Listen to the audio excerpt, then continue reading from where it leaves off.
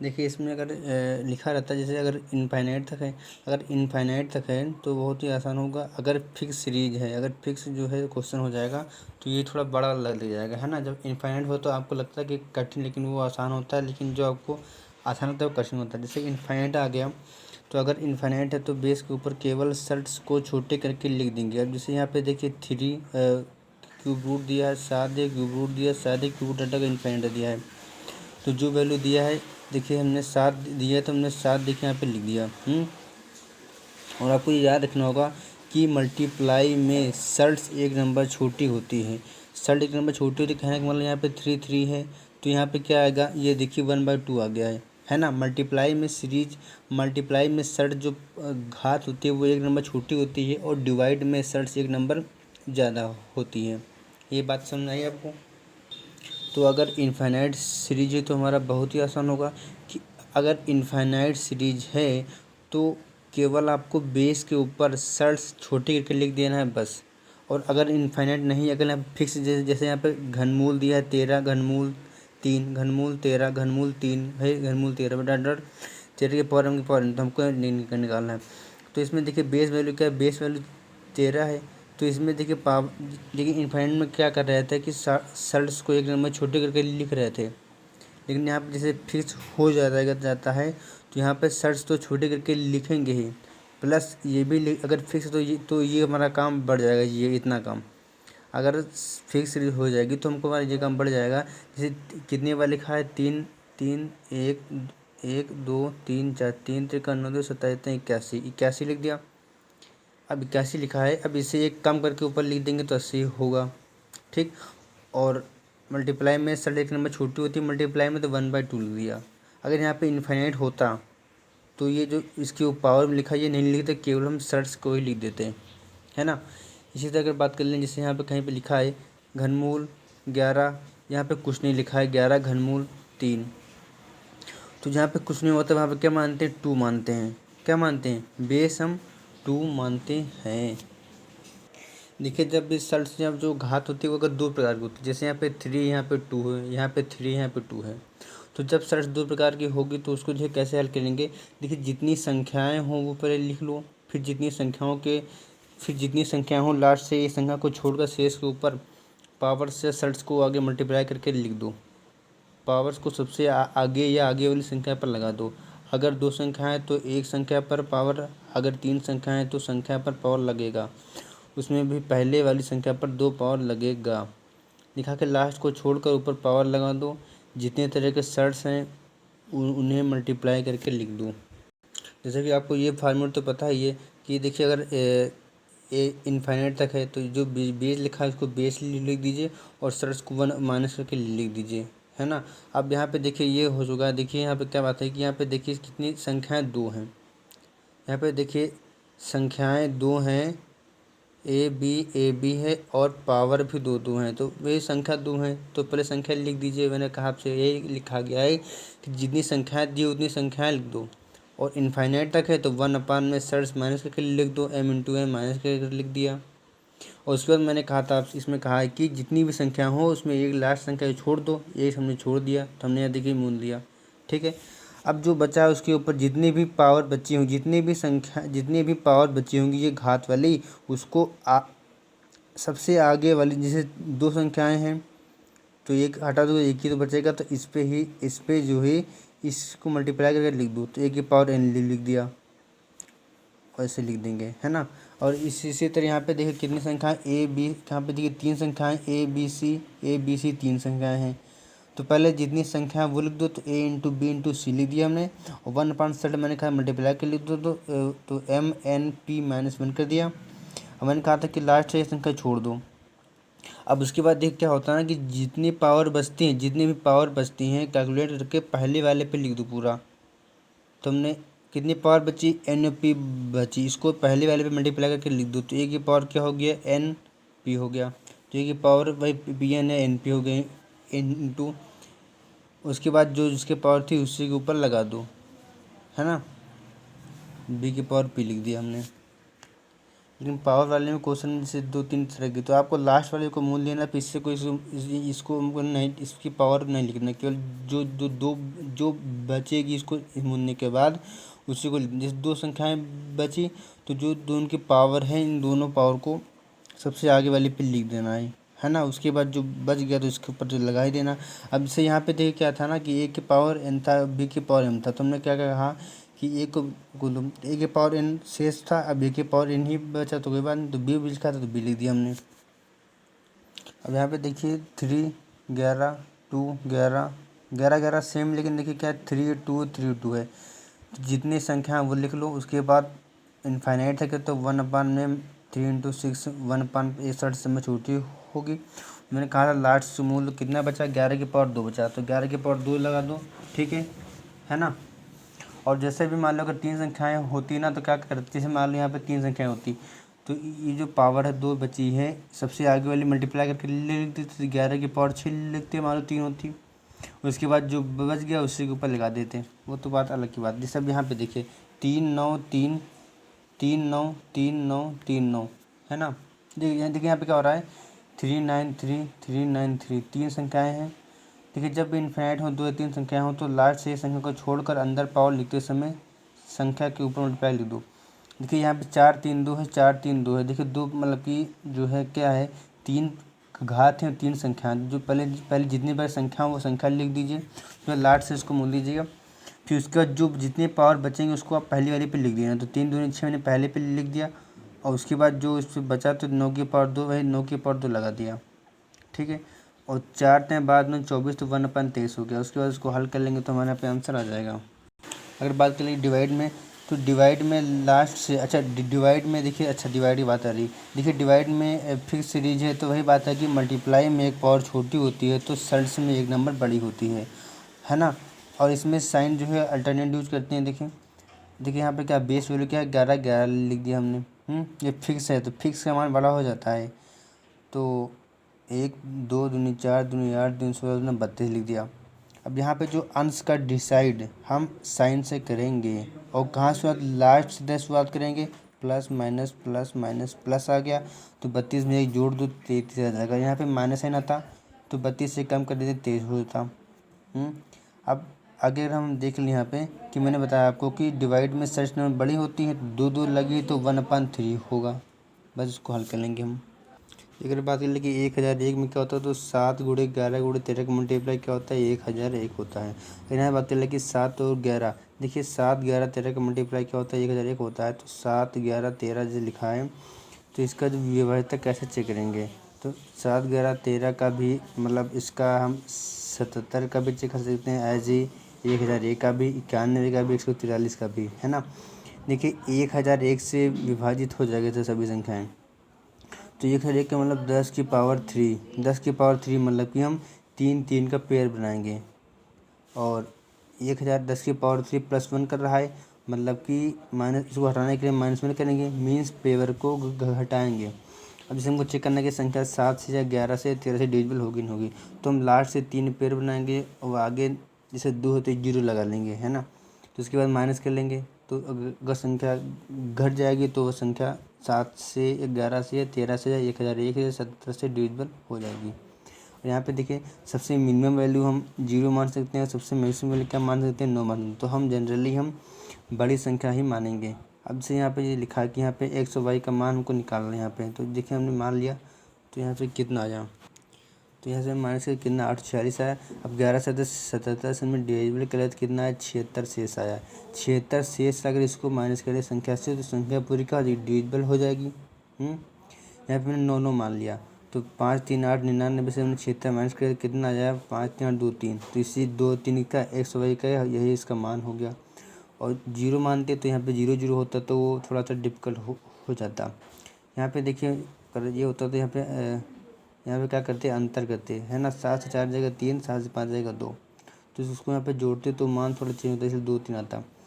जैसे यहाँ पे क्या लिखा है, 5/3x4y संख्या 7 गया 13 से विभाजित, तो एक्स बजट का मान करो। देखिए 7 गया 13 की विभाज्यता के लिए लास्ट से 3 3 के पेड़ बनाकर घटाएंगे, अंतर 0 आएगा, तो 7, 11, 13 सभी संख्याएँ विभाजित होंगी। ये एक 7, 11, 13 से या कहो 1001 से विभाजित हो जाएंगी। अब देखिए यहाँ पे कब विभाजित होंगे, तो यहाँ पे 5 होगा, यहाँ पे क्या होगा 4 होगा, यहाँ पे 3 होगा, तो एक समान हमारा ही आ जाता है। यहाँ पे 3 व्यक्ति ए बी है जिनकी आय का अनुपात 7, 9, 10 है, जबकि खर्च का अनुपात 8, 9, 15। यदि ए अपनी आय का 1/4 बोलते हो या 25% बचाता है, तो बताओ ए बी सी की बचत का अनुपात ज्ञात करो। देखिए हमको आय का अनुपात 7, 9, 10 दिया हुआ है और खर्च का अनुपात कितना दिया है 8, 9, 15 हुआ दिया है। मेन बात यहाँ पे ये है कि ए अपनी आय का 1/4 या 25% भाग क्या करता है, बचाता है। हमको बचाता है तो हमको ए बी सी का एक या बचत अपनी आय का इतना बचाता है, तो हमको सबका बचत बताना है कि ये कितना कितना बचाएगा। तो 1/4 बचाता है, मतलब कुल आय कितनी 4 है, बचाता है 1 है, तो खर्च कितना करेगा 3 करेगा, है ना। अब यहाँ से देखिए हमको आय और खर्च कर दिया, हमको बचत का निकालना है। तो अब यहाँ से हम ये क्या है आय खर्च कर दिया है, तो 7x/8y 7x/8y आय खर्च का अनुपात दिया, तो यहाँ से आय खर्च का अनुपात क्या हो जाएगा 4/3, है ना। यहाँ से हम एक्स वाई का मान निकाल लेंगे, कितना आ जाएगा 32/31। मतलब एक्स का मान 32 है, वाई का मान 31 है, मतलब 32 के जहाँ मल्टीप्लाई कर दें और वाई का मान ये है मान था ना, 21 जहाँ मल्टीप्लाई कर दें, तो इसको मल्टीप्लाई करेंगे तो जो आएगा, इसको मल्टीप्लाई करेंगे तो 224 से 168 माइनस करेंगे तो 56 आएगा, 288 से माइनस करेंगे तो 59 आ जाएगा। तो हमारे बचत का रेशियो आ जाएगा। देखिए जब भी अंडर रूट में लिखा हो तो जब इसका घनमूल निकाल तो उसके आगे 2 होना चाहिए। अगर 2 नहीं तो हम क्या करेंगे मल्टीप्लाई और डिवाइड कर लेंगे 2 भी बनाने के लिए। तो हमने 2 से यहाँ पे गुणा किया तो 2 से हम भाग कर देंगे, तो यहाँ पे एलसीएम ले लेंगे तो 11 आएगा प्लस का 2 √3/2 आएगा। अब इसको तोड़ लेंगे तो 6 और 5 में तोड़ लेंगे तो यहाँ पे आ जाता है हमारा। देखिए गुणा में षट् घटती हैं और भाग में षट् क्या होती हैं भगती हैं। गुणे में षट् घटती हैं, भाग में भागना, भाग में षट् जो है बढ़ती हैं। अब जैसे यहाँ पे अगर हम बात कर लें कि जैसे ये लिखा हुआ है तो इसका मान कैसे निकालेंगे, है ना। तो देखिए अगर यहाँ पे देखिए 11x + 12y = 40 दिया है और 12x - 11y = 10 दिया है। अगर यहाँ पे देखिए अगर एक कोई संख्या यहाँ पे प्लस हो रहा है, यहाँ पे देखिए एक संख्या यहाँ पे प्लस हो रही है, वही संख्या माइनस हो रही है, और वही संख्या यहाँ पे प्लस हो रही है, वही यहाँ पे क्या हो रही है माइनस हो रही है ना। अगर देखिए यहाँ पे क्या लिखा 2x + 3y = 6 लिखा है और 3x - 2y = 6 लिखा है। अगर वही संख्या एक बार प्लस में है और वही संख्या एक बार क्या है माइनस में, जैसे 2x + 3y लिखा है और उसके बाद क्या लिखा है 3x - 2y। अगर एक ही संख्या मतलब x + y है और x - y, आपको इतना ध्यान देना है कि संख्या देखिए यहाँ पे वही भी है ना, x + y है और x - y है। मतलब जब भी अगर देखिए 2x + 3y लिखा है और अगली बार अगर 3 उल्टा मतलब 3y - 2x लिखा है, जैसे यहाँ पे 11x + 12y लिखा था, फिर अगर 12x लिखा है 11y लिखा है ना। अगर x + y है और मतलब एक मतलब 2x + 3y लिखा है, यहाँ पे जिस सर ने हमें बताया था कि 11x + 12y दिया था, तो उसके बाद यहाँ पे क्या दिया है 12x - 11y लिखा है। तो उसको ये कैसे हल करेंगे हम लोग, देखिए x/y लिखेंगे हम, पहले x/y लिख दिया, फिर उसके बाद x लिखा है, तो कहने का मतलब x वाले एक साथ, y लिखा है तो नीचे y वाले एक साथ, x वाले एक साथ कहने का मतलब है ये वाला 11 × 4 = 44, 4 × 4 लिख दिया। x वाला ये भी है, 12 धाम में 120। उसके बाद नीचे y लिखा है तो नीचे y वाले एक साथ, तो 12 × 4 = 48 और 11 धाम में 110। और उसके बाद जैसा साइन लगा वैसा साइन लगा देंगे। 11 × 4 = 44 लिखा है, इसके आगे साइन देखिए प्लस है तो हमने इसके आगे प्लस लगा दिया। 12 धाम में 120 है, इसके आगे एक्स के साइन आगे प्लस है इसलिए प्लस लगा दिया। अब 12x + 12y देखिए इसके आगे y के सामने क्या प्लस है इसलिए हमने प्लस लगा दिया। 12 × 48। अब 11 धाम में 110 हो रहा है, लेकिन इस y के आगे माइनस है, 11 धाम में 110 माइनस आ रहा है इसलिए मैंने यहाँ माइनस लगा दिया। तो हमारे इस y का मान कितना आ गया 56/37 आ गया। ठीक है, वही बात होगी कि 3x - 2y हो गया। फिर यहाँ पे क्या हो जाएगा 2x + 3y, मतलब एक बार वही वैल्यू प्लस में है, वही वैल्यू क्या आ रहा है माइनस में आ रही है। तो मैंने बताया आपको कि अब x y लिखिए, x वाले एक साथ तो 3 × 5 = 15, 3 × 5 = 15 और 2 × 6 = 12, 12 15 प्लस हो गया। उसके बाद y वाले एक तरफ 5 दूनी 10 तो माइनस का 10 होगा देखिए, और 3 × 6 = 18 प्लस हो गया। तो यहाँ से मान देखिए यहाँ पे घनमूल करा था तो घनमूल कर दिया हमने, 27/8 घनमूल कर देंगे 3/2 आएगा। अब यहाँ से हम क्या कर लेंगे, देखिए आगे कि हमको क्या निकालना था बराबर। देखिए हमको क्या दिया था, 5/6 दिया हमको। देखिए एक्स और वाई का मान ये आ गया, x/y का मान आ गया। हमको निकालना क्या है, मान लो x + y निकालना है, फिर अपॉन में भाई x - y निकालना है। तो अगर x + y का मान देखें तो 3 × 2 = 5 आएगा, और x - y का मान देखें अगर हम तो 3 से 2 जाएगा 1 आएगा, तो 5:1 आएगा। अब यहाँ पे आपको ये रखना कि 1 + a + b + c + ab + bc + ca + abc बराबर क्या होता है, तो 1 + a फिर 1 + b फिर 1 + c। यहाँ पे देखिए ये दिया हुआ था कि a + d + c + ab bc ca + abc 1000। तुमको निकालना था abc का मान निकालना था, तुमको केवल इतना मान दिया हुआ था और 1000 दिया था। हमको पता कि अगर 1+ लगा दें तो 1+ इधर भी लगा देंगे, और जब 1+ लगा देंगे तो इसका मान कितना हो जाएगा, 1 + c 1 + d 1 + c। 1000 हम जानते हैं कि 7, 11, 13 का मल्टीप्लाई होता है, तो ए का मान कितना होगा, ए का मान 6 होगा, और बी का मान कितना होगा 10 होगा, और सी का मान क्या हो जाएगा 12 जाएगा। देखिए 15 + 2 लिखा है वगैरह में √15 √21 √35 √a + b + c दिया, तुमको ए बी सी का मान निकालना है। देखिए यहाँ पे जो संख्या है तो रिपीट होंगी, जैसे 3 × 5 तीनों 25 15, 3 × 5 5 × 7 35, फिर 7 × 21, फिर 3 3 × 7 21 है ना, मतलब 15 को हमने क्या लिख दिया 3 × 5 लिख दिया, 17 को क्या लिख दिया 5 × 7 लिख दिया, इसको 21 को हमने क्या लिख दिया 7 × 3 हो गया। तो इसमें मतलब कुल 3 संख्याएं मतलब इधर उधर हो रही हैं, हमको लाइन से लिख देंगे √3 √5 √7। ए बी सी का मान कितना जाएगा 3 5 7 आ जाएगा। देखिए यहाँ पर जैसे 3 मतलब ए बी सी लिखा है, 3 मान हुआ, फिर 2 मान हुआ यहाँ पे, मतलब 2 का मतलब हुआ, फिर यहाँ पे 1 हुआ, 3 2 1 हुआ, फिर 1 लिख दिया। यहाँ पे 3 मान मतलब ए बी सी 3 मल्टीप्लाई में लिखें तो इसके 3 ब्रैकेट में होंगे, 3 ब्रैकेट में मतलब बनेंगी a 1 + a 1 + a 1 + c। और यहाँ पे देखिए अगर 2 होता, जैसे कि यहाँ पे 2 लिखा हुआ कि 2 लिखा होता, ए बी लिखा केवल, देखिए 2 1 1 लिखा है, तो ये जो 2 होगा तो इसको इसके 2 ही मान आएंगे 1 + a 1 + b। और यहाँ पे उसमें 3 मान था तो इसके 1 + c भी था। अगर देख संख्या 100 लिखा है 43, और आपको चेक करना है कि ये किसका डिविजिबल होगी, तो देखिए अगर बाहरी सतह का योग अगर अंदर के बराबर हो रहा है तो संख्या 11 से डिविजिबल होगी। जैसे बाहर के 3 हम जोड़ दें, इसका मान अगर इसके बराबर हो रहा है तो संख्या जाहिर सी बात है 11 से डिविजिबल होगी। और इसको लिखेंगे कैसे, देखिए पहली बात 11 लिख दीजिए, उसके बाद बाहरी वाली संख्या को ऐसे लिख दी 13, है ना, बाहरी संख्या को ऐसे लिख दिया जाएगा। अब जैसे कोई भी संख्याएं अगर 3 बार रिपीट होती हैं, जैसे 5 5 5 6 6 7 7, कोई भी संख्या अगर 3 बार रिपीट होती है 1 से लेकर 9 के बीच में, कोई भी अंक जो है 3 बार पुनरावृत्ति होता है तो वह संख्या हमेशा 37 से विभाजित होगा, 37 से विभाजित होगा, है ना। तो इसको अगर लिखा कैसे लिखेंगे, 37 लिख देंगे, इंटू में क्या करेंगे 4 कितनी बार आए 3 बार, तो 4 × 12 लिख दिया। इसको किसको क्या करेंगे 37 से विभाजित होगा, प्लस 5 कितनी बार, तो 5 × 15 लिख दिया, है ना, इसी तरह हो जाएगा। यहाँ पे बात हो रही कि 11 से डिविजिबिलिटी की, अगर 22 सतह का योग अंदर के बराबर संख्या 11 से विभाजित होगी। अगर यहाँ पे देखिए कोई भी 2 अंक की पुनरावृत्ति होती है ए बी बोलो तो जैसे क्या होगा 36 32, है ना। अगर 2 अंक की पुनरावृत्ति होती है तो 10 की पावर 2 लगेगा, 10 की पावर 2 ले कहने का मतलब 100 बोले तो 101, तो वह 101 का मल्टीप्लाई होगा।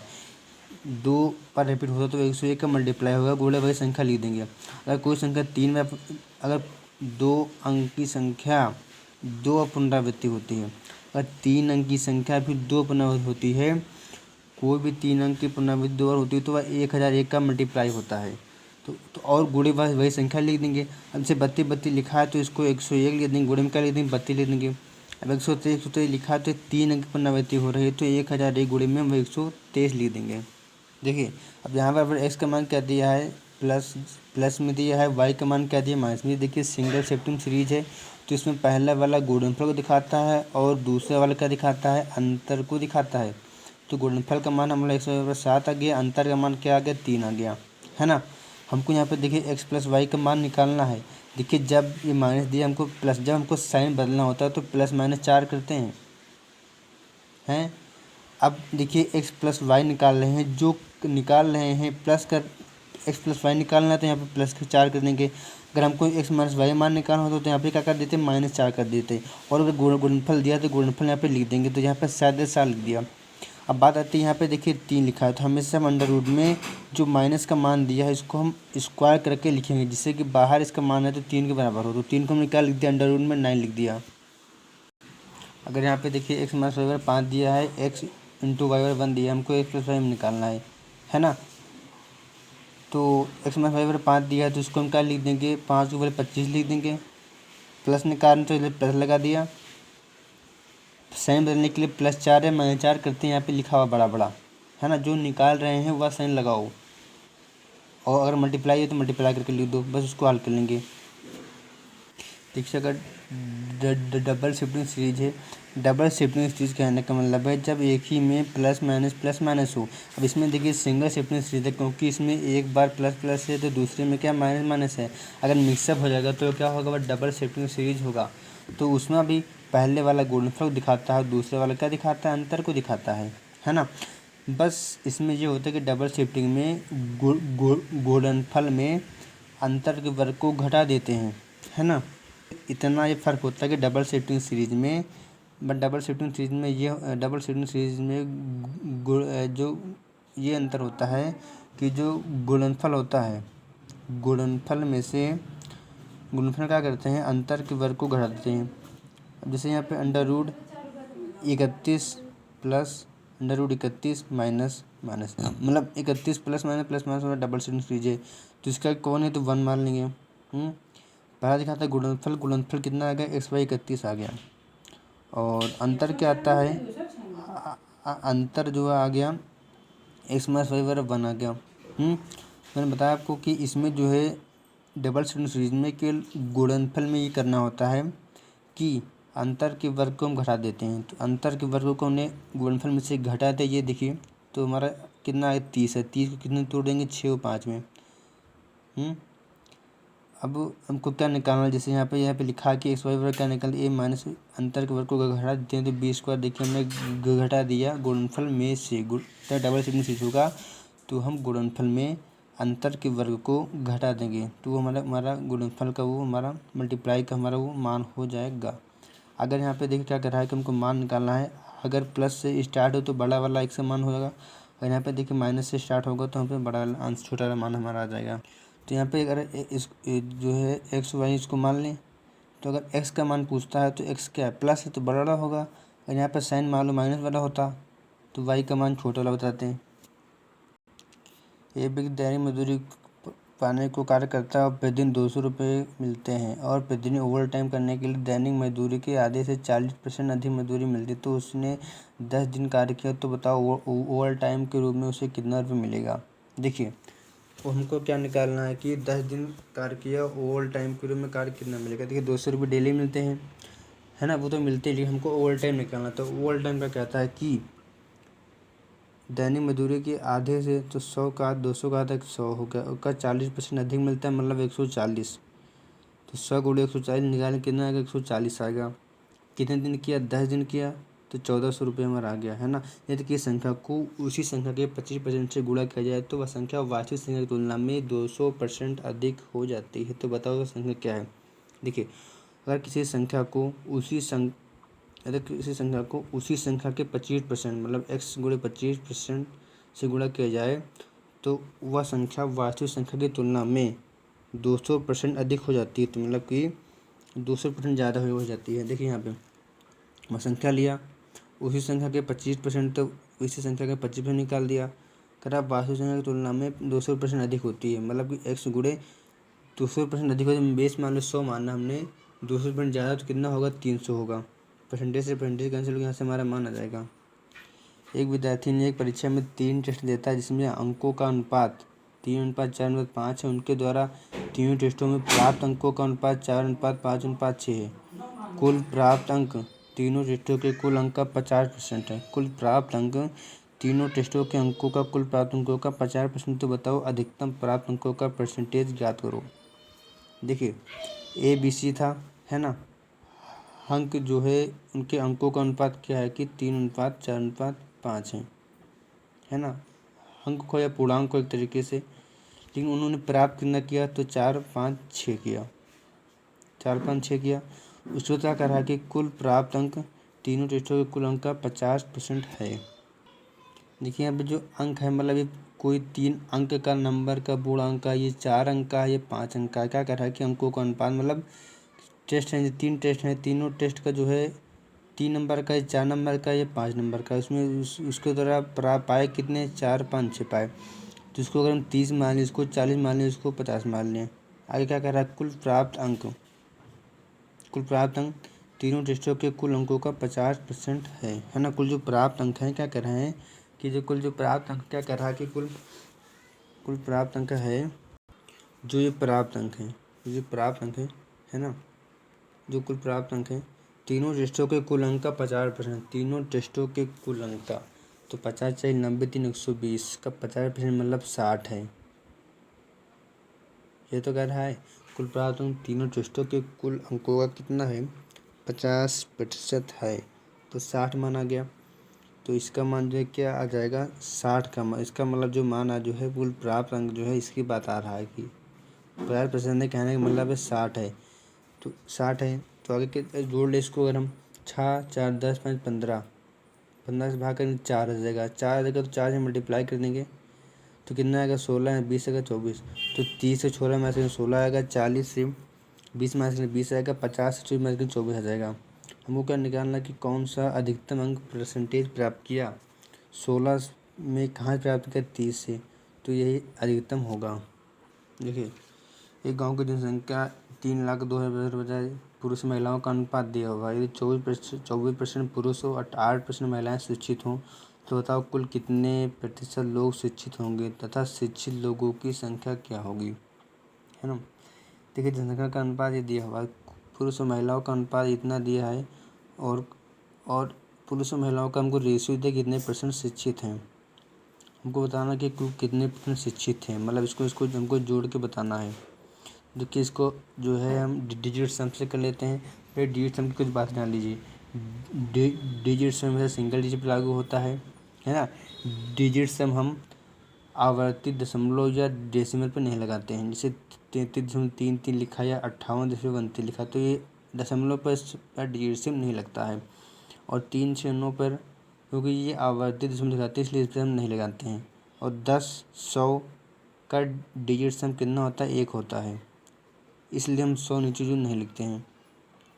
ये कुल जनसंख्या कितनी थी, इतनी थी। महिला पुरुष का अनुपात दे दिया, वहाँ इसमें 24% थे, इसमें कितना 8% शिक्षित हैं। तुमको निकालना क्या कि कुल कितने परसेंट शिक्षित, हम कुल मतलब योग बताना है ना। तो अगर हम इसको जोड़ कर इसको भागे कर दें हम, तो हमारा 1 का मान आ जाएगा। उसके बाद क्या करेंगे, इसको जोड़ लेंगे तो 40। देखिए 40 गुणे 24/100 कर दिया, प्लस 43 गुणे 8/100 कर दिया, 100 कैंसिल हो जाएगा। उसके बाद यहाँ पर डिजिट सम लगा देंगे, 3 से 9 कैंसिल हो गया ब्रैकेट में। देखिए 6 चौक 24 बोले तो 6, 7 बोले 56 बोले तो 2, 6 2 8, 3/2। यहाँ से इसको काट देंगे, 4 आएगा तो यहाँ 12 आएगा, 3 आएगा। जिसका डिजिट सम तीनों का हमारे क्या होगा, आंसर होगा। एक वस्तु का अंकित मूल्य 1500 रुपये, यदि वह एक्सप्रेशन के 2 लगाता है बट्टे एक्सप्रेशन के 2 लगाता है बट्टे अंकित मूल्य 587.40 रुपये की एकल छूट के बराबर, तो यदि अंकित मूल्य पर एक्सप्रेशन की छूट दी जाती है तो बताओ वस्तु का विक्रय मूल्य क्या होगा। तो क्या कह रहा है कि वैसे वस्तु का अंकित मूल्य 1500 रुपये है। हमने मान लिया कि वह एक्स की 2 लगाता है बट्टे अंकित मूल्य 2 लगाता है बट्टे देता है, तो गुणे एच गुणे लिख दिया। क्या कह रहा है कि अंकित मूल्य के 587.40 की एकल छूट के बराबर है। एकल छूट के मतलब कहने का मतलब है कि इस पे जो 2 बार छूट देते हैं, इस पे माइनस करने के बाद इसके बराबर होता है। तो 1500 ने 587 माइनस कर दिया, कितना है 912 आया। क्या कर रहा है, बराबर है तो हमने बराबर कर दिया, यहाँ से हमने एक्स का मान निकाल लिया। है ना। 49 का सौ क्या होता है, 15 21 होता है। तो यहाँ से हमने देखिए 50 से 49 कितना कम हुआ है, 11 कम छूट हुआ है बटे 5 कहाँ से, तो हमारा 22% के एक समान ही आ गया। क्या कर रहा था कि यदि एक्सपेरेंस छूट दी जाए, मतलब 2 बार देखे एक बार छूट दें, तो 50 1500 का हमने 22% निकाल लेंगे तो कितना आएगा, 330 आएगा। 330 छोड़ देंगे तो 1500 में 300 घटाने कितना है, 1170 आ जाएगा।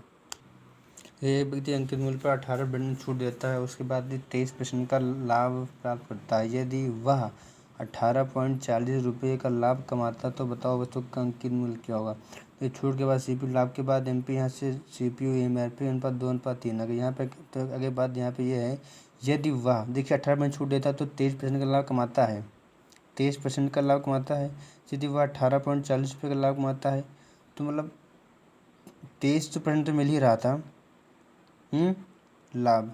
और यहाँ पे लाभ या हानि गणना कहाँ से करते हैं हम सीपी से करते हैं है ना। लाभ या हानि गणना कहाँ से करते हैं हम क्रय मूल्य से करते हैं। तो 23% को हम 200 से मल्टीप्लाई कर देंगे कितना आ गया 46%। मतलब कि ये मान जो दिया है ये 46% का मान दिया हुआ 18.40। हमको निकालना है क्या अंकित मूल्य तो हम 3 बराबर निकाल लेंगे यहाँ से। अगर है अंकों का विभाजन अधिकतम अंक 150 है और उसने कुछ हिस्सों में प्राप्त किए तो प्रथम फर्स्ट क्वेश्चन क्या है विद्यार्थी को कितने विषयों में अपने औसत अंक से अधिक अंक मिले। औसत अंक का कहने का मतलब है समान या बराबर अंक से कितने लोगों को अधिक मिले। देखिए यहाँ पे कुल कितने लोग हैं 1 2 3 4 5 लोग हैं और हम जानते हैं इसका जो कुल कितना होता है डिग्री का कुल 360 होता है 360 डिग्री होता है हैं। कुल लोग हैं कितने 5 लोग हैं तो 360 को 5 से भाग करेंगे तो कितना आएगा 72 आएगा। 72 डिग्री हमारा क्या आ गया एवरेज आ गया है मतलब 72 हर एक समान है। अब हमको चेक करना है कि कितने विषयों में अपने औसत या बराबर हमको कितने अधिक मिले हैं। तो जो 72 आया 72 से कितने लोग ज़्यादा हैं 72 76 ज़्यादा 84 ज़्यादा केवल 2 ही लोग ज़्यादा हैं। 3 व्यक्ति एबीसी जो अपने मासिक वेतन का 10% 8% 9% दान करते हैं। ए और बी के दान का अंतर 400 रुपये है जबकि ए और बी का कुल दान सी की तुलना में 900 रुपये अधिक है। तो बताओ सी का मासिक वेतन कितना होगा। देखिए ए बी सी का दान का अनुपात दिया है 10% 8% 9% दिया है। क्या कर रहा है ए और बी के दान का अंतर कितना दिया है 400 रुपये दिया है। तो ए और बी का परसेंटेज कितना अंतर दिया 2% बराबर मतलब 400 दिया है ना। यहाँ से ए का मान निकालेंगे तो हमारा 200 आ जाएगा। 2 बराबर 400 दीजिएगा तो कितना होगा 200 आएगा। डायरेक्ट परसेंटेज में कोई मतलब नहीं 1% के मान कितना आ गया 200 आ गया। और आगे क्या कर रहा है यदि ए और बी का जो कुल दान है सी की तुलना में 900 रुपये अधिक है। ए और बी का कुल दान सी की तुलना में 900 रुपये अधिक तो पहले ए और बी का कुल दान देख लिया हम तो 10 8 18% का मान कितना आएगा या 18% 18 मान कितना आएगा 36 आएगा 36 आ गया ए और बी का कुल दान।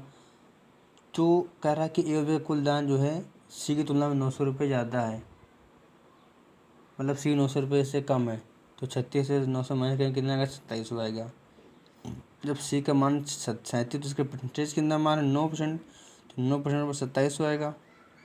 हमको निकालना क्या सी का मासिक वेतन कितना होगा तो 9% पर 2700 तो एक का मान कितना है 300 तो 100 का मान कितना होगा 30,000।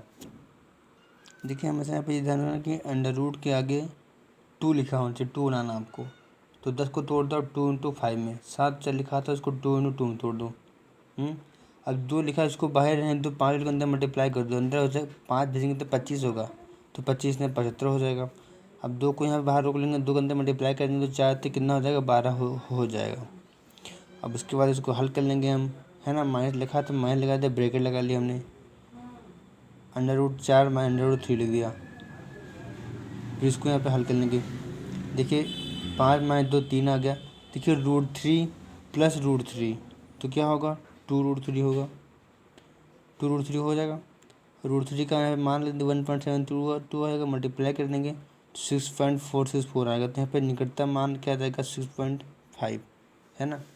औसत डिग्री इसको एक हिस्से में मिला था। कोई ऐसे पूछे भारत आने वाला पहला विदेशी यात्री जो मौर्य के समय में आया था मेगास्थनीज है ना। मेगास्थनीज किसने भेजा था यूनानी सिलिका निकेटर ने भेजा था मौर्य के दरबार में। और मेगास्थनीज का उत्तराधिकारी कौन था डायमेकस था। या कोई पूछे कि दूसरा विदेशी यात्री कौन सा था वो डायमेकस था। और डायमेकस को किसने भेजा था जैसे कि मेगास्थनीज को सिलिकस निकेटर ने भेजा था उसी तरह डायमेकस को एंटीओक्स ने भेजा था किसके दरबार में डायमेकस को बिंदुसार के दरबार में भेजा था। अगर बात करें कि चित्तौड़ का राजा राणा रत्न सिंह था हैं इसका विवाह पद्मावती से हो गया। तो पद्मावती और मलिक मोहम्मद अलाउद्दीन खिलजी की पत्नी के बारे में देखिए पद्मावती में क्या हो रहा है। पद्मावती का मोहम्मद जायसी तो पद्मावत में क्या कहा गया है। देखिए पद्मावती श्रीलंका की रहने वाली थी है ना। पद्मावती श्रीलंका की रहने वाली थी और पद्मावती में अलाउद्दीन खिलजी के प्रेम के बारे में बताया गया है। देखिए चित्तौड़ के किले का राजा कौन था, राणा रत्न सिंह था, है ना। तो उसके बाद अलाउद्दीन खिलजी ने आया तो इसको हरा कर अपने छोटे भाई खिज्र खां को रख दिया। तो चित्तौड़ किले का नाम बदल कर खिज्राबाद रख दिया गया। और अलाउद्दीन खिलजी के दरबार में कौन सा था, अमीर खुसरो था। तो अमीर खुसरो की रचना एक है आशिका आशिक या आशिका में नूर और सिपहार की बात करा गया है। नूर इसमें कौन है, नूर इसमें भैया नूर और सिपहार इसमें पद्मावती हैं, नूर के हैं अलाउद्दीन खिलजी हैं।